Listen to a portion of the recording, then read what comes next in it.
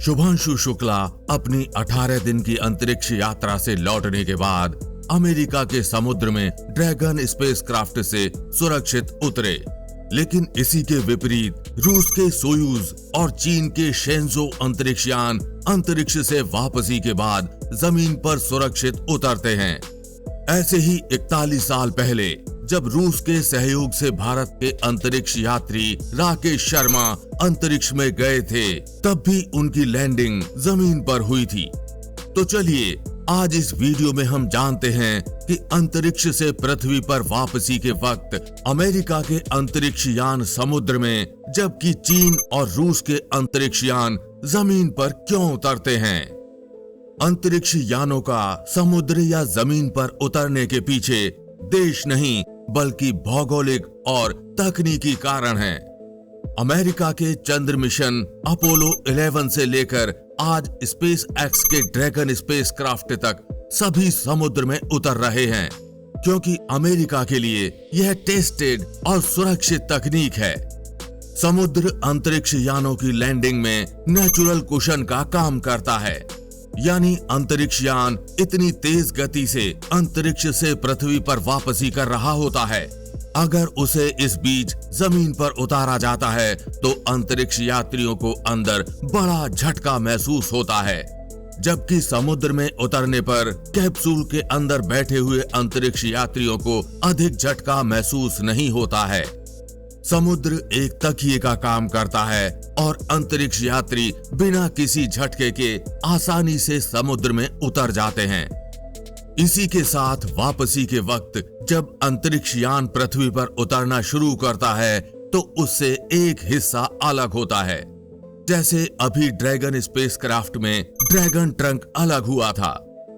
अंतरिक्ष यान को जमीन पर उतारने का सबसे बड़ा खतरा यह है कि वो अलग हुआ हिस्सा यानी ड्रैगन ट्रंक किसी रिहायशी इलाके, किसी गांव या फिर किसी शहर पर गिर सकता है, जबकि समुद्र में उतरने पर उसके टुकड़े समुद्र में आकर गिर जाते हैं, जिससे किसी भी बड़े नुकसान से बचा जा सकता है। साथ ही समुद्र में उतरना इसलिए भी सुरक्षित माना जाता है क्योंकि समुद्र में उतरते वक्त अगर किसी कारणवश पैराशूट ना भी खुले तब भी अंतरिक्ष यान सुरक्षित समुद्र में उतर जाएगा, क्योंकि वहां पर पहले से नासा की टीम नाव के साथ खड़ी होती है और कैप्सूल में भी पानी में तैरने की तकनीक होती है। जबकि जमीन की स्थिति में पैराशूट ना खुलने पर दुर्घटना की संभावना बेहद अधिक है।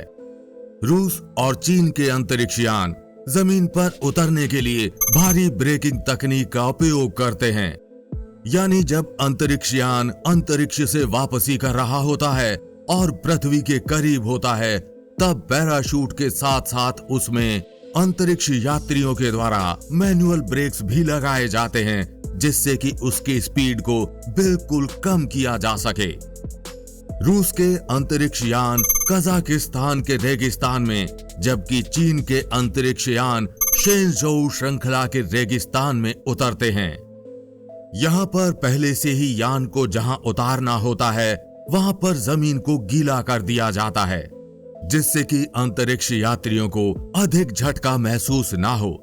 फिर भी समुद्र में उतरने की तुलना में यह झटका बेहद अधिक होता है, क्योंकि राकेश शर्मा जो कि भारत के अंतरिक्ष यात्री हैं, 41 साल पहले जब रूस के अंतरिक्ष यान सोयूज T-11 से कजाकिस्तान के मैदानों में लैंडिंग की थी, उसके बाद उन्होंने खुद बताया था कि अंतरिक्ष से वापसी का सफर बेहद ही खतरनाक था।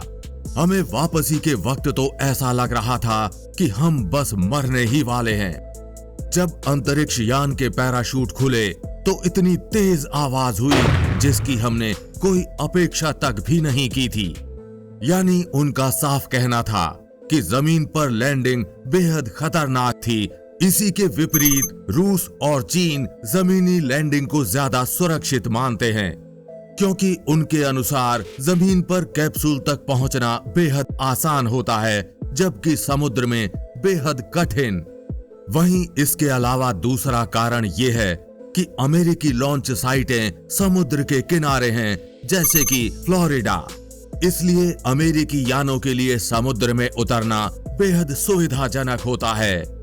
इसके विपरीत बाइकोनूर, जो कि रूसी यानों के लिए लॉन्च साइट है, वो जमीन के बीचों बीच है और उसके पास कोई समुद्र नहीं है, तो रूस जमीनी लैंडिंग ही आसान विकल्प मानता है।